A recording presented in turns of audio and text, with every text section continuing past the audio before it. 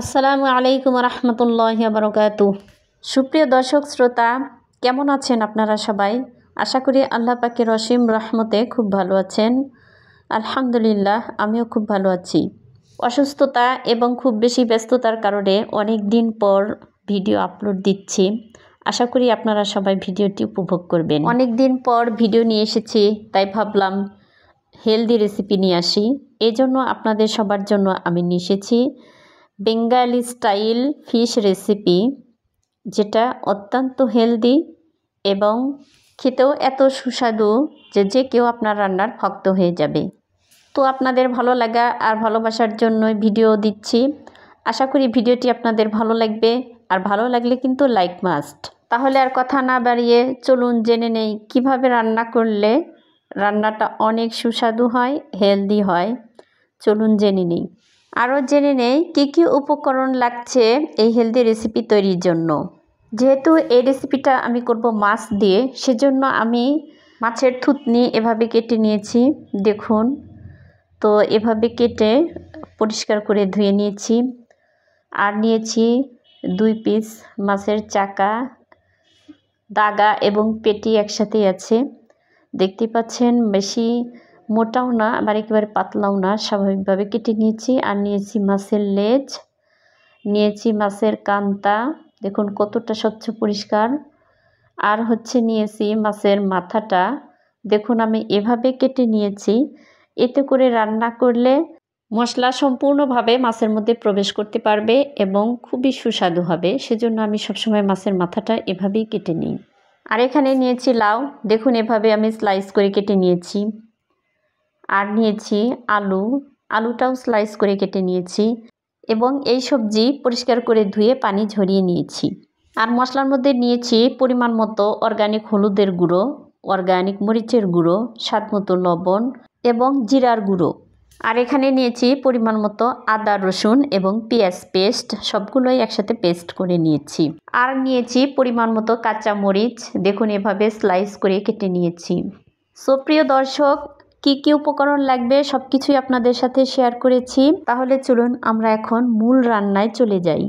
তো চুলায় একটি প্যান বসিয়ে দিয়েছি। প্যানটি গরম হলে দিয়ে দিচ্ছি পরিমাণ মতো অর্গানিক সরিষার তেল।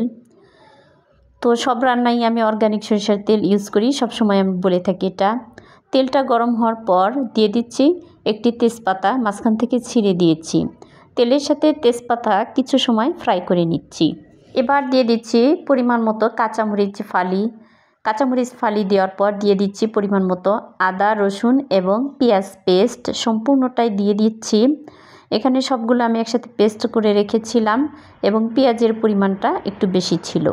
এখন সবগুলো উপকরণ তেলের সাথে কিছু সময় ধরে ধৈর্য সহকারে ফ্রাই করে নিব, মানে কষিয়ে নিব, যাতে করে আদা, রসুন এবং পেঁয়াজের কাঁচা গন্ধটা দূর হয়ে যায়। রান্না সুস্বাদু করার এটাই হচ্ছে আসল টিপস, মানে মশলাটা কষানো যত সুস্বাদু হয় রান্নাটাও তত সুস্বাদু হয়। এই জন্য এই মশলা কষানোর কাজটা অবশ্যই ধৈর্য সহকারে একটু সময় নিয়ে করতে হবে। সো প্রিয় দর্শক, আদা, রসুন এবং পেঁয়াজ পেস্ট খুব ভালো করে কষিয়ে নিয়েছি। এখন দিয়ে দিচ্ছি পরিমাণ মতো অর্গানিক হলুদের গুঁড়ো, অর্গানিক মরিচের গুঁড়ো, স্বাদ মতো লবণ এবং জিরার গুঁড়ো। এই সবগুলো মশলা দেওয়ার পর আরও কিছু সময় কষিয়ে নিচ্ছি।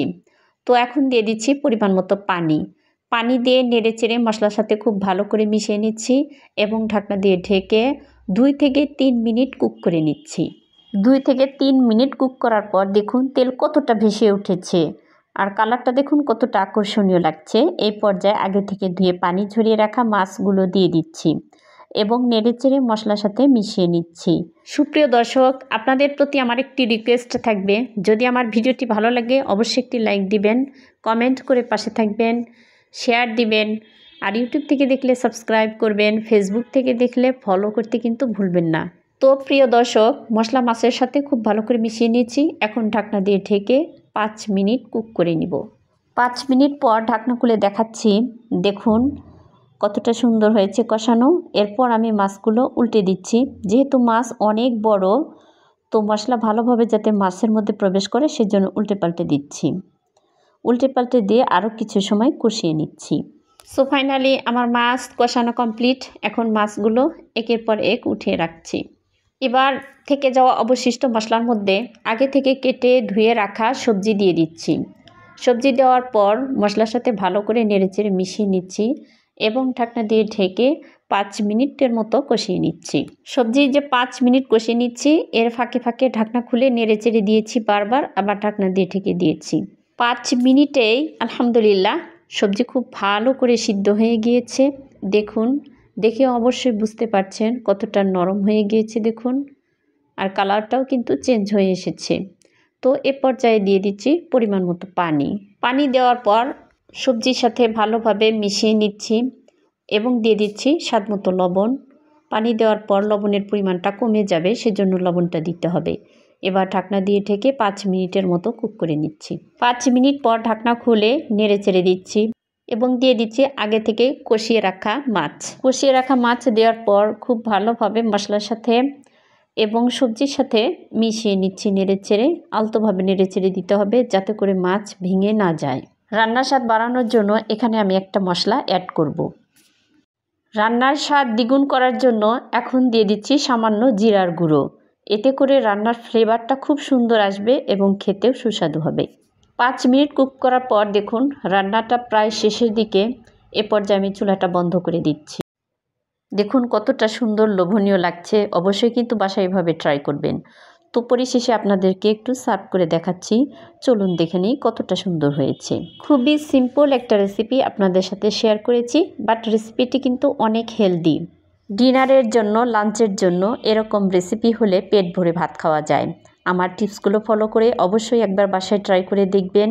গরম গরম ভাতের সাথে এরকম হেলদি রেসিপি হলে আর কিছুই লাগে না। মাছটাও খাওয়া হয়ে যায়, সাথে সবজিও খাওয়া হয়ে যায়। এখন অবশ্য রকমারি সবজির সমাহার চলছে, তাই মাছ কষিয়ে না খেয়ে বেশি বেশি সবজি দিয়ে খাবেন। এতে করে স্বাস্থ্যটাও ভালো থাকবে আর মনটাও ভালো থাকবে, কারণ স্বাস্থ্য ভালো থাকলে মনটা আপনা আপনি ভালো হয়ে যায়। সুস্থতা আল্লাহ পাকের যে কত বড় নিয়ামত, আসলে অসুস্থ হলে বোঝা যায়। সেজন্য সুস্থ সবল জীবনযাপনের জন্য আমাদেরকে অবশ্যই বেশি বেশি করে সবজি খেতে হবে এবং মাছও খেতে হবে। তো আজ এ পর্যন্তই। ইনশাআল্লাহ পরবর্তীতে আরও একটি নতুন ভিডিও নিয়ে আপনাদের সাথে হাজির হব। সে পর্যন্ত সবাই ভালো থাকুন, সুস্থ থাকুন, ঈমান এবং আমলের সাথে থাকুন। আল্লাহ হাফেজ। আসসালামু আলাইকুম রহমতুল্লাহি ওয়া বারাকাতুহু।